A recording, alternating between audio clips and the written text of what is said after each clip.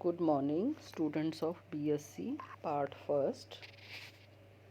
मैं डॉक्टर हर्ष मल्होत्रा आपको first paper mechanics का पेपर स्टार्ट करवाया है, जिसमें हमने थर्ड यूनिट स्टार्ट की है। अभी थर्ड यूनिट में हम 2 वीडियो ऑलरेडी बना चुके हैं। आज हम थर्ड वीडियो बनाने जा रहे हैं and this article is very very important for examination point of view. आज का आर्टिकल है damping force and motion of a particle under the action of a damping force, यानी अवमंदन बल एवं अवमंदन बल के प्रभाव में कण की गति। ये है आपका आज का article.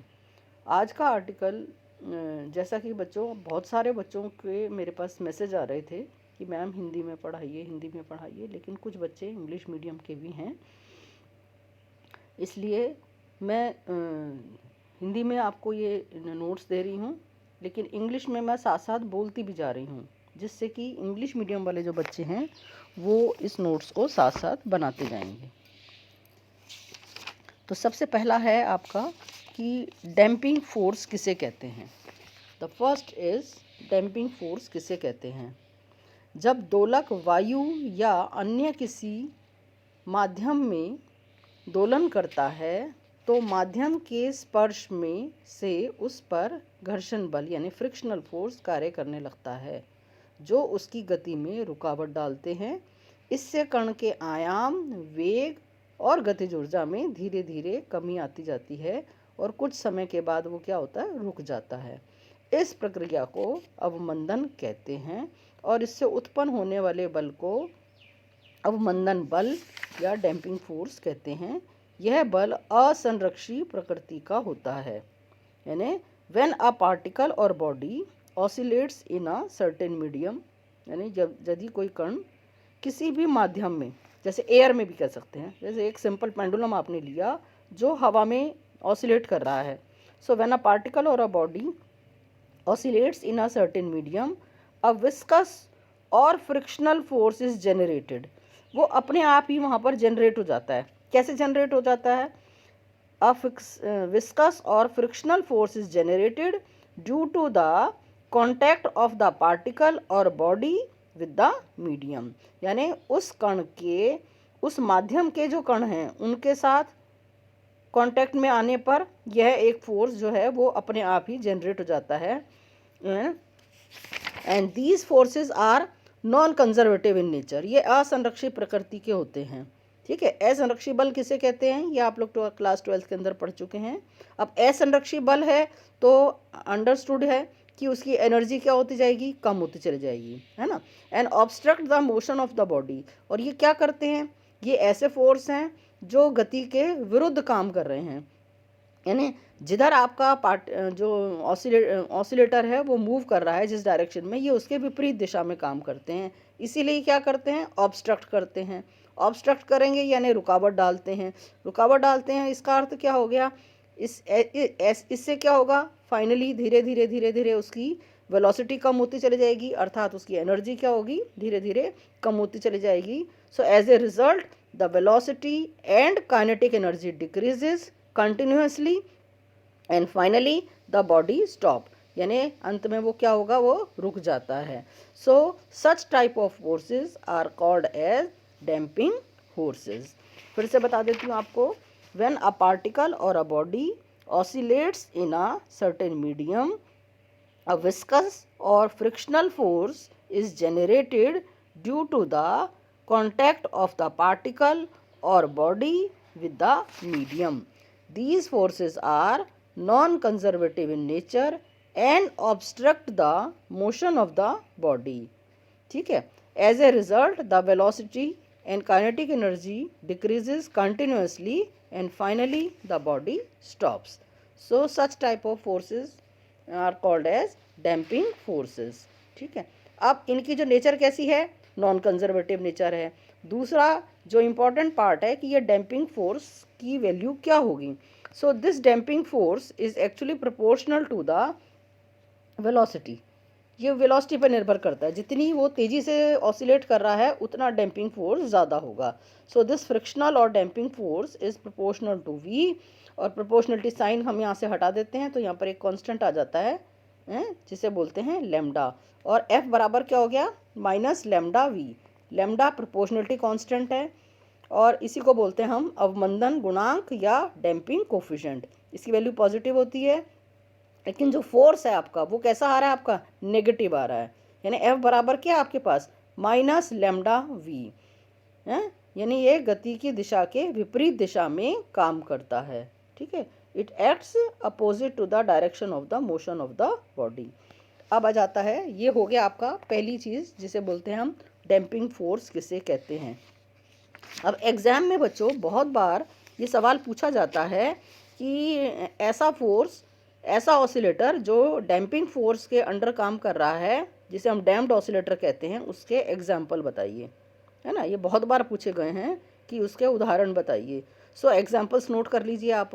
The examples of damped harmonic oscillators are oscillations of simple और कंपाउंड पेंडुलम इन एयर, है ना। एक साधारण लोलक है आपके पास या कंपाउंड पेंडुलम है, वो यदि आपका एयर में ऑसिलेट कर रहा है तो वो भी आपका डैम्प्ड हार्मोनिक ऑसिलेटर है, क्योंकि वो भी क्या करता है, आप धीरे धीरे यदि एक सिंपल पेंडुलम लेकर आप ऑसिलेट करा रहे हैं तो वो भी धीरे धीरे उसकी एनर्जी कम होती चली जाएगी और वो धीरे धीरे क्या होता है, रुक जाता है। सो ये भी एक एग्जाम्पल किसका है, डैम्प्ड हार्मोनिक ऑसिलेटर का है।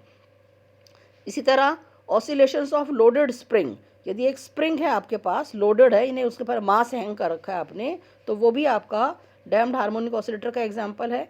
ऐसे ही oscillations of coil in ballistic galvanometer, ballistic galvanometer के अंदर क्या होता है, दो मैग्नेट हैं, बीच में एक कॉइल लटकी हुई है और उस कॉइल वो ऑसिलेट कर रही है, तो ये से बोलते हैं बैलिस्टिक गैल्वेनोमीटर। तो इसके अंदर जो ऑसिलेशंस हैं ये भी आपके डैम्प्ड हार्मोनिक ऑसिलेटर हैं। इसी तरह से ऑसिलेशंस ऑफ चार्ज और करंट इन LCR सर्किट, ठीक है, LCR सर्किट के अंदर भी जो ऑसिलेशंस होते हैं वो भी कैसे हो रहे हैं, आपके डैम्प्ड हार्मोनिक ऑसिलेटर का एग्जांपल है। तो ये हो गया आपका डैम्प्ड हार्मोनिक ऑसिलेटर। अब है हम अगला हमको निकालना है डैम्प्ड हार्मोनिक ऑसिलेटर की अवकलन समीकरण। ठीक है, तो अवकलन समीकरण निकालने के लिए हम क्या करेंगे कि एक डैम्प्ड हार्मोनिक ऑसिलेटर पर, यानी यदि आपके पास एक ऐसा ऑसिलेटर है जिसकी एनर्जी धीरे धीरे कम हो रही है, ऐसे डैम्प्ड हार्मोनिक ऑसिलेटर की पर दो प्रकार के बल काम करते हैं। पहला है आपका प्रत्यानयन बल, जिसे हम रेस्टोरिंग फोर्स कहते हैं, and this restoring force is F is equal to क्या है हमारे पास, -kx। इसके बारे में हम पहले भी बात कर चुके हैं वीडियो में। दूसरा है आपका घर्षण या श्यान बल, या जिसे हम फ्रिक्शनल फोर्स भी कहते हैं, and this frictional force is equal to F is proportional to V और F is equal to minus lambda V। V क्या है यहाँ पर, वेलोसिटी है, तो V की जगह हम लिख सकते हैं dx/dt। सो ये हमारा हो गया आपका F बराबर हो गया, दो फोर्स काम हो गए, F बराबर हो गया -kx और F बराबर हो गया माइनस लैम्डा dx/dt। तो ये हो गया आपके पास दो फोर्सेस। अब आ गया, इट मीन्स क्या होगा कि जो टोटल फोर्स हो गया F बराबर क्या होता है, ma, है ना। फोर्स न्यूटन के नियम के अनुसार F बराबर क्या होता है, ma। और ऐसे ऑसिलेटर अवमंदित दोलक पर जो कुल बल काम कर रहे हैं वो कितना है हमारे पास, -kx माइनस लैम्डा dx/dt। तो दोनों को हमने ऐड कर दिया, ये टोटल फोर्स हो गया, and that is equal to F is equal to ma। a की जगह हमने रख दिया d2x/dt²। a क्या है यहाँ पर, एक्सेलरेशन है, त्वरण है। तो यहाँ से आपके पास जो इक्वेशन बनकर आ जाती है वो बन जाती है d2x/dt² plus λ/m dx/dt plus k/m x is equal to 0। λ/m को हमने यहाँ पर एक नया कांस्टेंट मान लिया है 2r, and k/m is equal to ω0²। So जो equation, differential equation comes out to be d2x/dt² plus 2r dx/dt plus ω0² x is equal to 0। अब यहाँ पर बच्चों सवाल आता है कि यहाँ पर हमने 2r कांस्टेंट, λ/m को हमने 2r क्यों लिया, केवल r भी ले सकते थे। इसका जवाब हम आगे मिल जाएगा आपको कि इसको हमने 2r क्यों लिया है। So the differential equation of simple harmonic oscillator can be written as, किसके बराबर हो गई है आपकी, differential equation of simple harmonic oscillator is equal to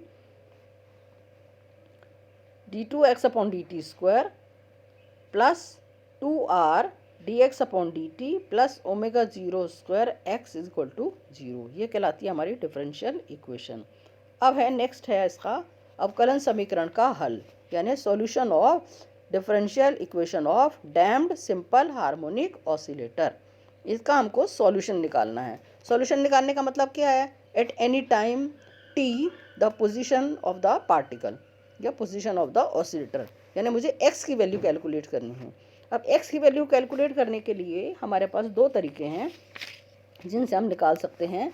first method है हमारा कि हम ये डबल डिफरेंशियल इक्वेशन है। डिफरेंशियल इक्वेशन कैसी है? डबल डिफरेंशियल इक्वेशन है, तो आप इसको दो बार इंटीग्रेट करके भी सॉल्यूशन निकाल सकते हैं। और जो सेकंड मेथड है, जो इजीएस्ट मेथड है, वो है उसमें हम क्या करते हैं, हम एक एज्यूम कर लेते हैं कि इसका ये सॉल्यूशन है।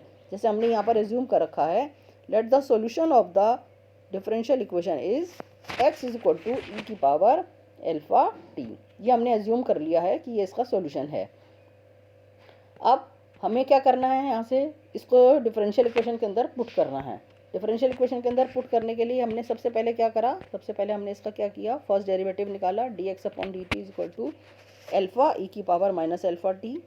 फिर हमने सेकेंड डिफरेंशियल करा, हमने वापस से d2x/dt² is equal to alpha square E की पावर अल्फा टी। इसको हमने डिफरेंशियल इक्वेशन के अंदर पुट कर दिया। पुट करने पर आपके पास क्या आ गया, alpha square plus 2r alpha ω0² E की पावर अल्फा टी को हमने कॉमन ले रखा है इज इक्वल टू 0। अब इन दो का प्रोडक्ट हमारे पास 0 आ रहा है, राइट। यहाँ पर क्या आ रहा है, इन दोनों का प्रोडक्ट हमारे पास क्या आ रहा है, 0 आ रहा है। इसका अर्थ क्या है, दोनों में से एक 0 है। ई की पावर अल्फा टी कांट भी 0, ये 0 हो नहीं सकता, क्योंकि यदि 0 हो जाता है तो सॉल्यूशन ही खत्म हो जाता है आपका। इसका मतलब क्या है, जो सेकेंड आपका पार्ट है वो आपका 0 है। So alpha square plus 2r alpha plus ω0² is equal to 0। ये हमने इसको 0 मान लिया है। और अब इसको हम यहाँ से अल्फा की वैल्यू, अल्फा क्या है हमारे पास यहाँ पर अननोन था, इस अल्फा की वैल्यू हमने कैलकुलेट कर ली है।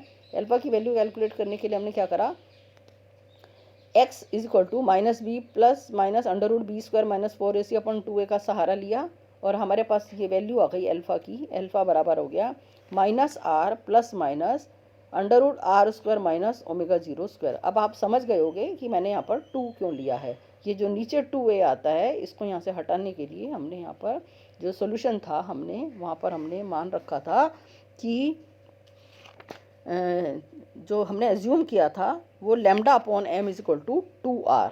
ठीक है, r की जगह हमने लिया था 2r, वो इसीलिए लिया था ताकि यहाँ से अल्फ़ा की वैल्यू में हमारे पास डिनोमिनेटर में कुछ भी वैल्यू ना आए। सो अल्फ़ा बराबर आ गया आपके पास minus R plus minus √r² minus ω0²। So it means we get the two possibilities of alpha. पहली पॉसिबिलिटी है आपकी अल्फ़ा की minus R plus √r² minus ω0² का अंडर रूट, और दूसरी पॉसिबिलिटी है आपके पास alpha is equal to minus R minus √r² minus ω0²। अब इस सॉल्यूशन के अंदर अल्फ़ा 1 यानी अल्फ़ा 2 दो वैल्यूज़ मेरे पास आई हैं। इनकी कितनी वैल्यू है, कितना कंट्रीब्यूशन है पहले सॉल्यूशन के फर्स्ट पार्ट का, यानी अल्फ़ा की जो फर्स्ट वैल्यू है आपकी minus R plus √r² minus ω0², इसका कंट्रीब्यूशन कितना है, और alpha is equal to minus R minus √r² minus ω0², इसका कंट्रीब्यूशन कितना है। ये कंट्रीब्यूशन हमें पता चलेगा इन कॉन्स्टेंट्स के साथ। So the solution comes out to be x बराबर हो गया a ई की power minus R plus √r² minus ω0² into T, यानी अल्फ़ा की वैल्यू मैंने पुट कर दी है, प्लस b ई की power minus R minus √r² minus ω0² into T. यहाँ a और b क्या है, a and b are constants, यानी दो कॉन्स्टेंट्स हैं यहाँ पर, दो नियतांक हैं जिनकी वैल्यू हम कैलकुलेट करेंगे इनिशियल कंडीशंस के आधार पर। इनिशियल कंडीशंस के आधार पर हम इनकी वैल्यू को कैलकुलेट करेंगे, राइट। तो ये है हमारा सिंपल हार्मोनिक ऑसिलेटर का सॉल्यूशन। अब आता है यहाँ पर ये जो सॉल्यूशन आपके पास मिला है, ये सॉल्यूशन दो चीज़ों पर निर्भर करता है। पहला r और ω0, यानी r और ω0 के बीच में क्या संबंध है। तो हमने तीन पॉसिबिलिटीज़ हमने निकाली हैं। पहला है आपका r less than ω0, r is equal to approximately equal to ω0 and r is greater than ω0। r is less than ω0 यानी यदि हमारा डैम्पिंग जो कांस्टेंट है वो ओमेगा 0 यानी जो उसकी एंगुलर फ्रिक्वेंसी है उससे कम है, जिसे हम बोलते हैं लो डैम्पिंग केस या अंडर डैम्पिंग केस या न्यून अवमंदन। यानी आर लेस देन ओमेगा 0, ये पहली सिचुएशन है हमारी। पहली सिचुएशन को हम कहते हैं आर लेस देन ओमेगा 0 को अंडर डैम्प्ड केस यानी लो डैम्पिंग केस या न्यून अवमंदन, ये कहलाता है हमारा केस 1। उसके बाद हमारा केस 2 है। केस 2 कहलाता है हमारा R is approximately equal to omega 0। R is approximately omega 0 को हम बोलते हैं क्रिटिकली डैम्प्ड केस यानी क्रांतिक अवमंदन। क्रांतिक अवमंदन का अर्थ है जब आर ओमेगा 0 के लगभग बराबर है। ठीक है, ये हमारा होता है सेकंड केस। और थर्ड केस है आपका R is greater than omega 0, यानी डैम्पिंग फैक्टर जो है वो एंगुलर फ्रिक्वेंसी ओमेगा 0 से ज़्यादा है। ये इसे बोलते हैं हम ओवर डैम्प्ड केस या अति अवमंदन स्थिति।